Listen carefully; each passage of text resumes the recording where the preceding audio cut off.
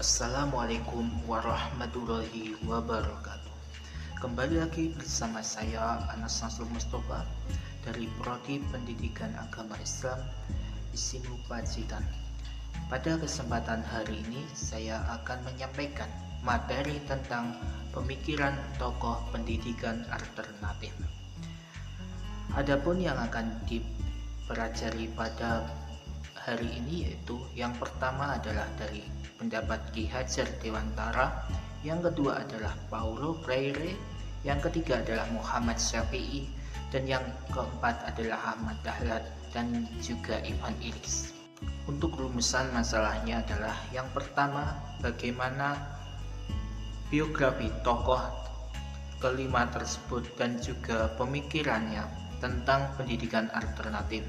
Dan yang kedua adalah bagaimana relevansi pemikiran lima tokoh untuk pendidikan saat ini. Biografi Ki Hajar Dewantara. Ki Hajar Dewantara adalah tokoh pendidikan dan juga pejuang kemerdekaan Indonesia yang dikenal sebagai Bapak Pendidikan Nasional. Lahir di Yogyakarta. Beliau berasal dari keluarga bangsawan Jawa. Beliau kemudian mendirikan Taman Siswa pada tahun 1922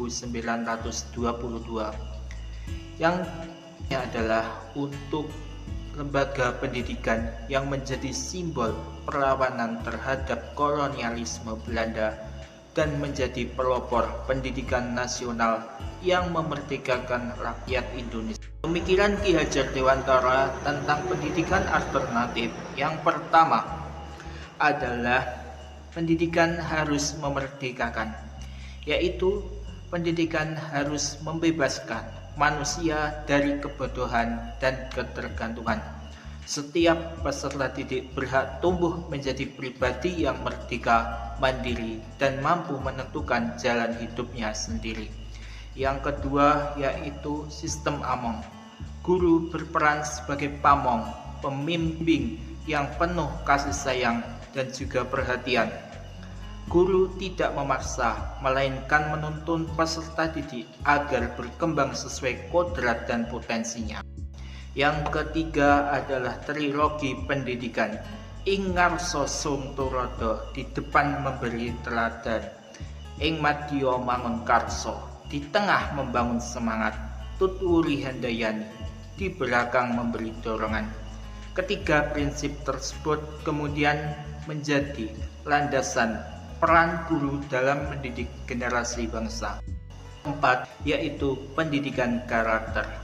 Pendidikan tidak hanya mentransfer ilmu pengetahuan, tetapi juga membentuk akhlak dan kepribadian yang baik. Ki Hajar Dewantara menekankan pentingnya sebuah nilai moral, budi pekerti, dan juga tanggung jawab dalam setiap proses pembelajaran. Biografi Paulo Freire. Paulo Freire adalah seorang pendidik, filsuf, dan juga aktivis sosial asal Brasil.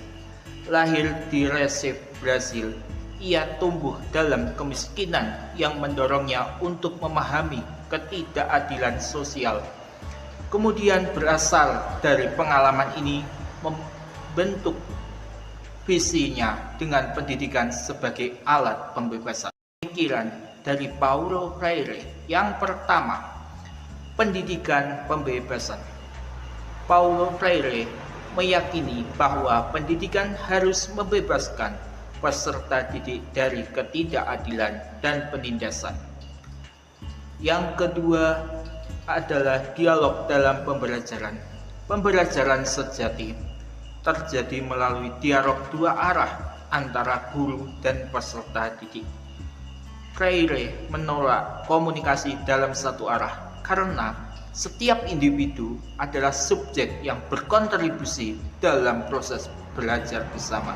Yang ketiga adalah menolak banking education. Apa itu?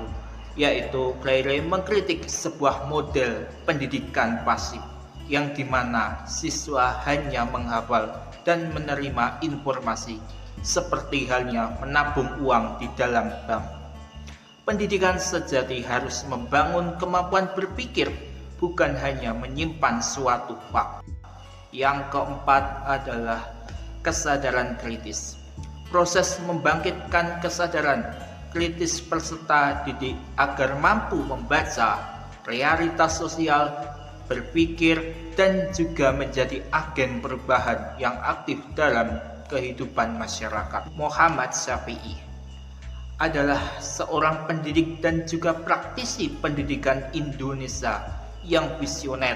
Ia lahir di Sumatera, dikenal sebagai pelopor pendidikan berbasis keterampilan dan juga kemandirian di Indonesia. Muhammad Syafi'i mendirikan INS atau Indonesian Netherlands School di Kayu Tanam, Sumatera Barat pada tahun 1926. Sebuah sekolah yang menekankan akan keseimbangan antara pendidikan akademik dan juga keterampilan praktis. Pemikiran Muhammad Syafi'i yang pertama adalah pendidikan berbasis keterampilan. Pendidikan harus mampu menyiapkan peserta didik untuk hidup mandiri. Keterampilan praktis menjadi bekal utama agar individu mampu berdiri sendiri tanpa tergantung dengan orang lain. Yang kedua adalah belajar melalui praktik. Teori dan praktek harus sejalan seimbang dalam proses pembelajaran. Muhammad Syafi'i menekankan pentingnya pengalaman langsung dan aktivitas agar pemahaman siswa menjadi lebih dalam dan juga bermakna. Yang ketiga adalah kemandirian, mendorong untuk peserta didik menjadi lebih percaya diri dan mampu memecahkan masalah secara kreatif. Pendidikan harus mampu membentuk individu yang tidak hanya bergantung pada orang lain, tetapi mampu berdiri di atas kemampuannya sendiri. Yang keempat adalah kreativitas dan tanggung jawab. Pendidikan harus menumbuhkan daya pikir yang kreatif dan tanggung jawab. Peserta didik dilatih untuk berpikir secara inovatif, sekaligus peduli terhadap lingkungan dan juga masyarakat. Biografi Ahmad Dahlan. Ahmad Dahlan adalah tokoh pendidikan Islam modern dan pendiri organisasi Muhammadiyah pada tahun 1912.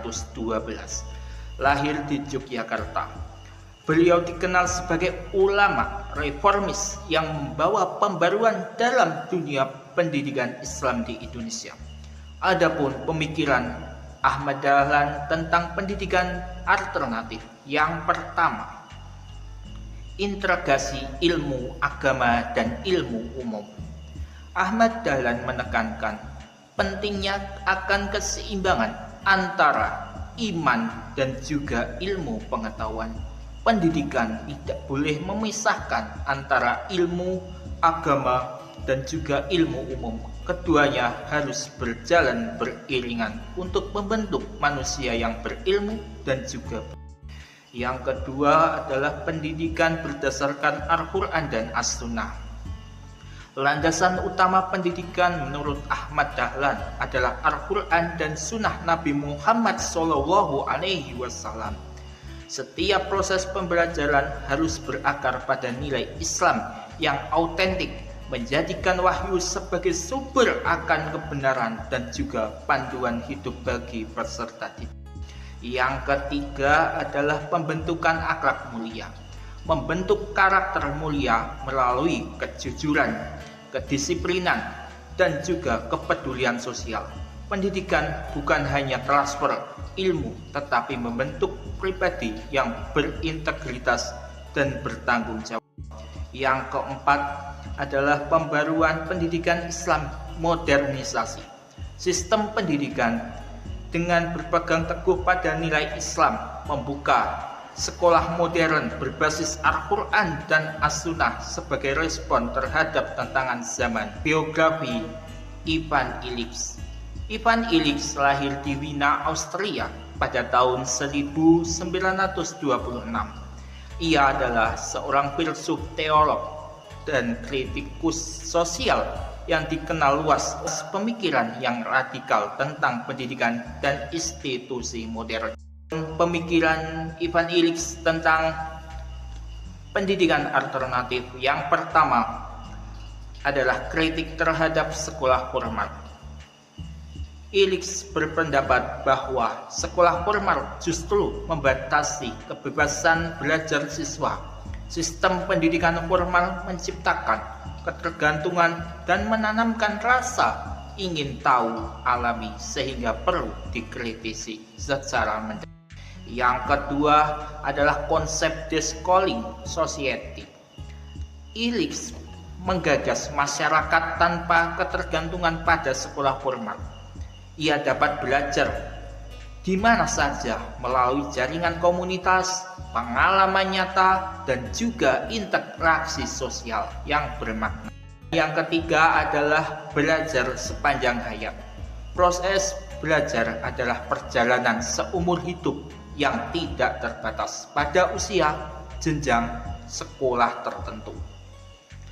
Ivan Illich menekankan bahwa setiap individu berhak dan mampu terus belajar kapan saja di mana. Keempat, kebebasan memilih sumber belajar. Setiap individu memiliki hak untuk memilih cara dan sumber belajarnya sendiri. Ivan Illich memperjuangkan kebebasan belajar melalui komunitas, pengalaman langsung, dan juga berbagai sumber di luar institusi formal. Relevansi pemikiran kelima tokoh adalah dalam pendidikan hari ini. Seperti halnya dalam kurikulum Merdeka, memberikan ruang kepada peserta didik untuk mampu mengembangkan potensi yang dimilikinya. Hal ini tentu selaras dengan semangat yang Ki Hajar Dewantara tunjukkan, yaitu tentang pendidikan merdeka. Selanjutnya adalah pembelajaran aktif. Seperti pendapat dari Paulo Freire, yaitu pembelajaran aktif secara geologis, mendorong siswa untuk berpikir kritis, dan juga penguatan keterampilan dan akhlak mulia. Ini relevan di era global. Hal ini senada dengan pendapat dari Ahmad Dahlan dan juga Syafi'i. Sementara pemanfaatan sumber yang beragam dan juga teknologi mencerminkan visi Ivan Illich, yaitu kebebasan belajar sepanjang hayat. Kesimpulan, mengintegrasikan filosofi kelima tokoh pendidikan alternatif dengan tantangan modern adalah sebuah kunci membangun pendidikan yang bermakna dan berkarakter, berdaya saing, berpikir kritis di tengah tantangan zaman. Mungkin itu materi yang dapat saya sampaikan. Ada kurang lebihnya mohon maaf. Semoga bisa berjumpa di lain waktu dan juga kesempatan. Assalamualaikum warahmatullahi wabarakatuh.